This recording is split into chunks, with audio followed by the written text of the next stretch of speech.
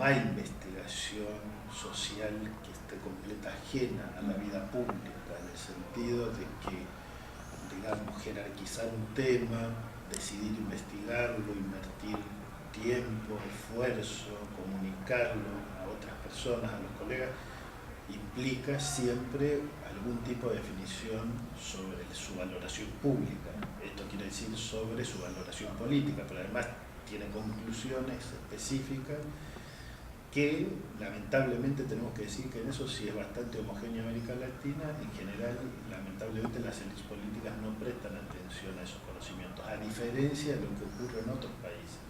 O sea, los países más desarrollados tienen una relación muy aceitada entre la investigación social y la construcción de políticas públicas. ¿Cómo tú ves esa relación en Pasiones Nacionales, que es el libro que se va a estar discutiendo en el conversatorio este jueves? Bueno, en Pasiones Nacionales, en cierto sentido había una pregunta que tiene que ver mucho con lo que vos decías. En la Argentina y en otros países de América Latina se empezó a percibir que Brasil era un país que, viniendo a una situación de extrema pobreza y desigualdad, se estaba convirtiendo a lo largo de un siglo en una de las potencias emergentes más importantes del mundo. Para agregar a eso, el caso argentino era más acentuado porque supuestamente había empezado el siglo siendo el país más potente de Sudamérica y terminaba el siglo en una crisis pavorosa. Entonces, una pregunta que rondaba y sigue en los diarios, la puedes ver en la televisión, etc., es: ¿Brasil es un modelo para la Argentina? ¿Tenemos que hacer lo que hicieron los brasileños? Es una pregunta pública, que es una de las maneras de encontrar también preguntas de investigación. O sea, ¿qué quiere decir hacer lo que hicieron los brasileños? ¿Qué es Brasil? ¿Cómo funciona Brasil? Por ejemplo, una conclusión evidente del libro en términos políticos es que uno no decide construir una cultura de una manera o de otra, así como así de un día para otro. Las culturas son procesos históricos mucho más largos. Entonces, en Brasil se dieron ciertas condiciones que tornaron, por ejemplo, con ciertos consensos políticos posibles, cosa que en la Argentina no sucedió, ciertos acuerdos que permitieron ciertas políticas de Estado a lo largo de mucho tiempo, una cierta transición ordenada desde una élite política hacia otro grupo político, cosa que en la Argentina jamás sucedió. Siempre los cambios de gobierno fueron más o menos traumáticos, y además en la Argentina, por ejemplo, el Estado, cuando hay cambio de gobierno, implica el cambio de casi todos los cuadros intermedios, mientras que en Brasil los cuadros intermedios son cuadros técnicos.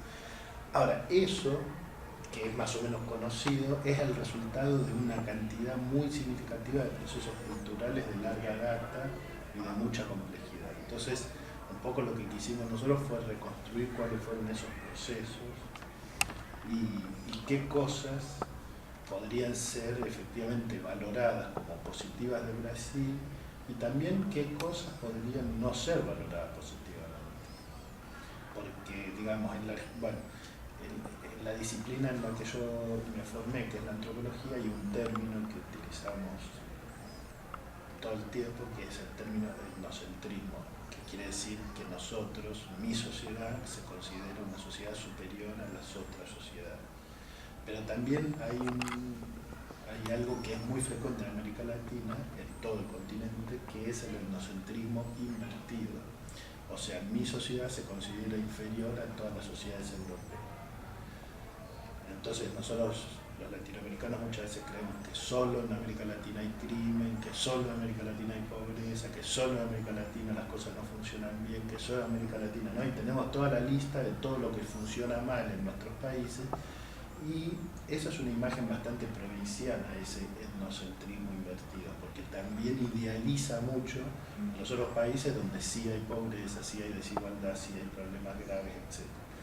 Bueno, la Argentina sufre también un cierto etnocentrismo invertido con Brasil, porque a veces lo idealiza como una totalidad, pero hay autores que a mí me parecen muy interesantes, como Todorov, que dicen que si uno quiere comparar una cultura con otra desde un punto de vista filosófico o ético, nunca va a poder decir que una cultura es completamente superior a otra. Lo que sí va a poder decir es que este aspecto de esta cultura es preferible a este otro aspecto de esta otra.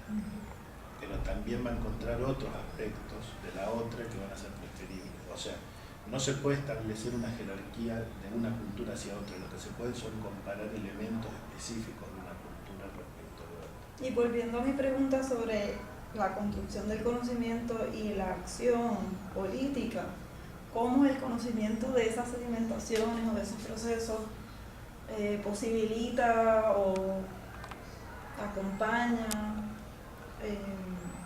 intervenciones políticas? Bueno, en primer lugar,